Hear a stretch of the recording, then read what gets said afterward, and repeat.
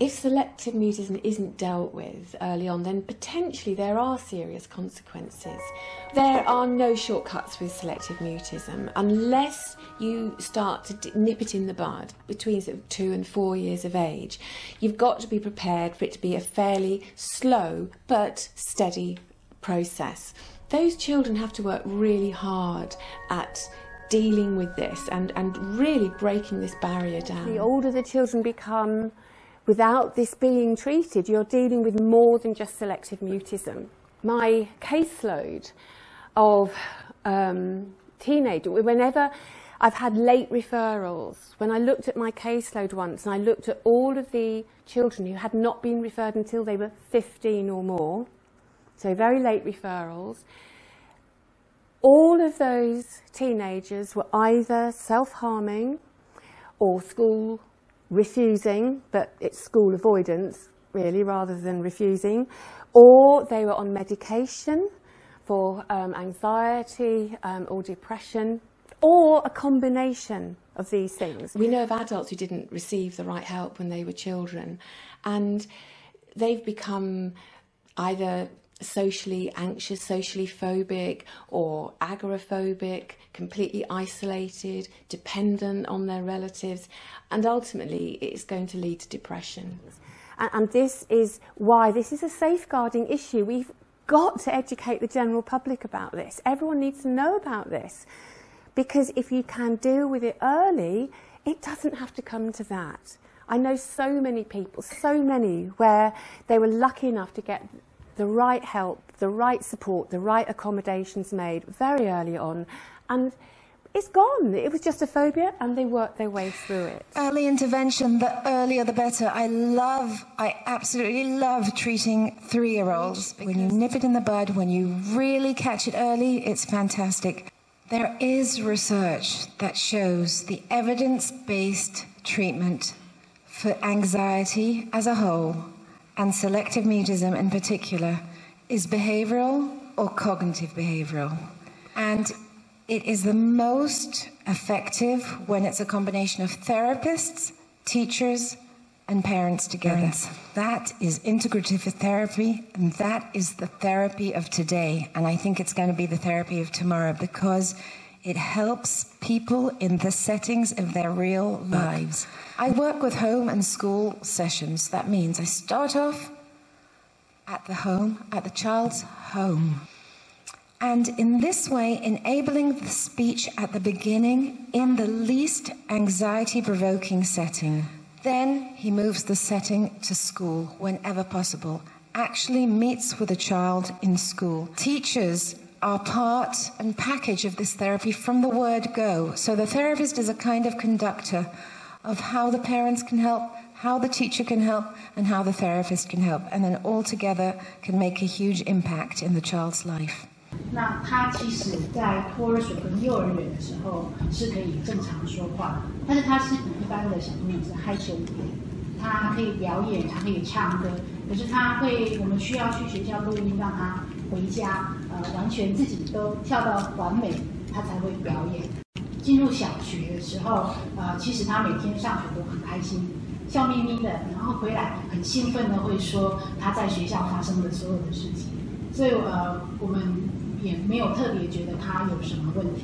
但是一直到2年级，因为学校有一个说故事的功课，也就是小朋友回家准备故事，然后上台讲故事的功课，那他没办法配合。老师他建议我们，是不是应该带去做自闭症或者是亚斯伯格的评估？那我们是听到是还蛮惊讶的，所以我特别请假到学校去跟导师谈谈，他为什么会做这样的建议？那时候我们去才发现，他已经1年半都没有在学校说任何一句话。因为学校的辅导室他们以前有遇过这样的学生，他告诉我们说，他们怀疑我的小孩应该是全子性缄默症。是4、5年前，其实资讯是蛮少的。那时候我们上网找很多资料，然后我也买书跟学校的老师分享。那在2年级下学期的时候，辅导室老师让他跟其他个案小朋友一起做游戏的引导，让他跟辅导室的老师比较熟悉。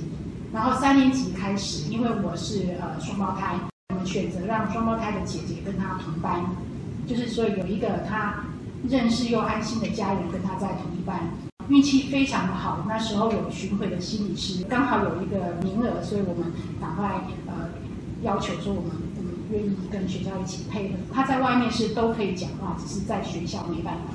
那个心理师他规划的方式就是跟刚刚心理师介绍的一样，就是说我们一开始的时候是由他的姐姐跟那个心理师还有佩佩本人，他们3个人在諮商室，就是每个礼拜的一个早自习的晨会的这个早上，他们开始玩这个桌游，然后等佩佩跟这个心理师稍微熟一点之后，姐姐就换成她在班上她比较要好的朋友一起玩桌游，然后慢慢的姐姐退场了，然后换成1、2位班上的她比较要好的朋友，然后一起玩桌游。这个桌游也是佩佩自己选择，因为她非常喜欢玩桌游。之后再慢慢的由1位她的要好的朋友，加上1位她平常在班上不熟悉的同学一起玩桌游。然后最后的阶段是让她跟全班的同学不能重复，然后一次挑选3位，然后再玩桌游。这样的过程听起来好像不是太难哈，其实已经进行了2年。从3年级到4年级很慢，那我们没有给他压力。然后到4年级结束的时候，他其实心情是放松的，但是他没有说话哦。但是他在玩桌游的时候，偶尔可以笑出声音来。然后他在班上偶尔会偷偷的接近1、2位同学，然后可能发了单音，啊啊啊，或者是啦啦啦这样。同学可能没发现，但是他自己非常开心。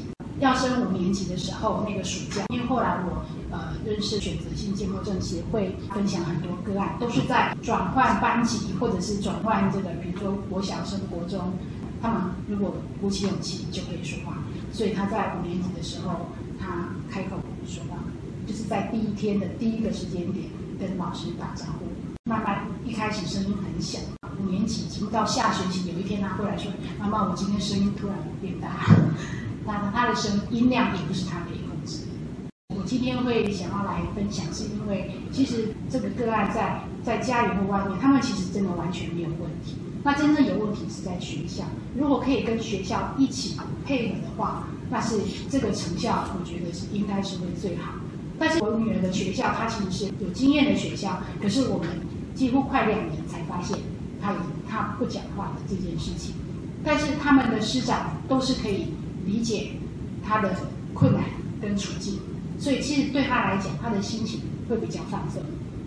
当学校要跟他辅导的时候，其实这个个案他是没办法回应的，所以其实家长能够跟学校一起合作也是非常重要。所以我们每次辅导结束之后，我们晚上老师跟家长都是非常忙碌的，我们就用 LINE 在讨论早上发生的事情，然后跟我问过他的感受的回馈，然后一起帮助他。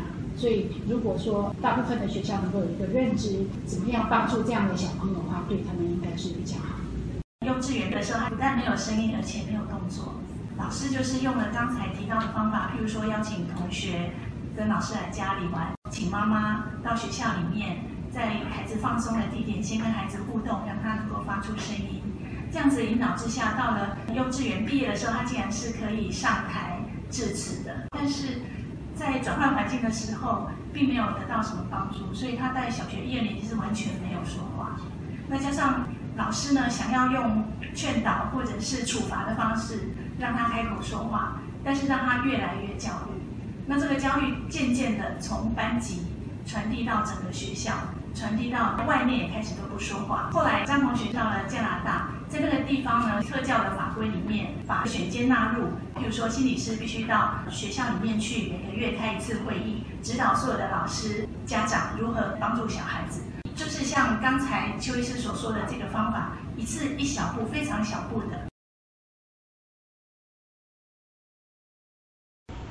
A pig, Jerry.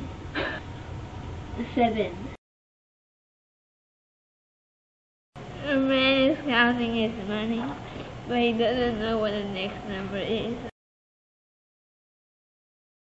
He couldn't read, and he hurt his back. The aliens attacked. The aliens wanted to find it.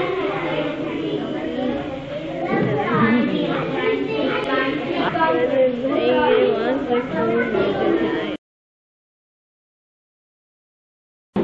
Man took his shoulder and ran to look at something. And when the man heard aliens attacked, now some people went to hide in the pyramid. What's your story about aliens? Because this one is an alien. Somebody gave him a present, so he opened it. It was a model pyramid.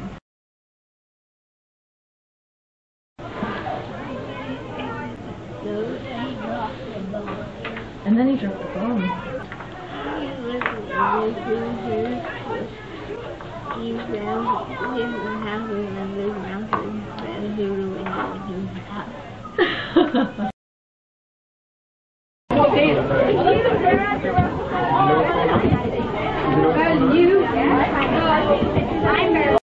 所以就是像刚刚所说的，家长跟小朋友先在一个密闭的空间，然后慢慢的出来外面，而且要细到说老师必须先背对他，假装是在很忙的打电脑，没有注意到他。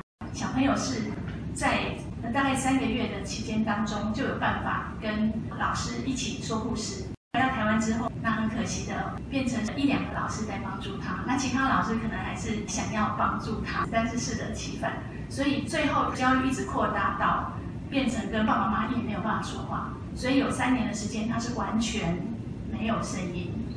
各位如果1天不要说话试试看，那他是3年多完全想说话也说不出来。我们在2018年3月的时候举办了一场600多人的演讲，请国外的专家。那个专家呢，后来他给了这位张同学一些方式，让他每天练习。渐渐的，他能够发出一点声音，比如说这样的声音。那后来慢慢的，一小步非常微小的步骤，现在可以自己在家里录影说话。在清华大学的10岁计划里面，因为清华大学给他一个非常弹性很大的一个应试的方式，所以他能够展现他的学习的成果。但是他上大学之后还是有很大的困难，光是走进教室就很困难。这个是我们成立2年以来所做的一些事情。我们是由最深受其苦的家长所发起的，等于是自助的一个协会。在过去是连1本书都找不到的，那所以这些书也是唯一数本在我们台湾可以找到的帮助选择性缄默症孩子的书。早疗其实它的方法最简单，成效最好，高达接近90%的成效。孩子可以从此享受快乐的童年生活，可以有很多交友跟学习的机会。但相反的，错过了这段时间，可能后面会非常的棘手。像这个张同学，他目前状况比他在幼稚园3岁、5岁的时候状况还要更辛苦，将来要克服也会有一个更艰难的过程。所以在小时候看起来好像症状没有那么严重的时候就给予帮助，事实上是非常值得的投资。那后续的各个阶段也需要很好的转衔否则像张同学，虽然幼稚园老师给他很好的帮助，可是上了国小，他又开始陷入越来越严重的状况。这个是一个需要整体环境来配合，需要老师、家长跟专业人员都要合作，那也需要很多的培训跟教育，已经有一个成效良好的模式，也已经有成功的个案。但是怎么样把这些东西变成一个系统化、制度化的？那这个我们会需要政府单位的帮忙，在国外的这一套已经运作良好的制度可以到台湾来。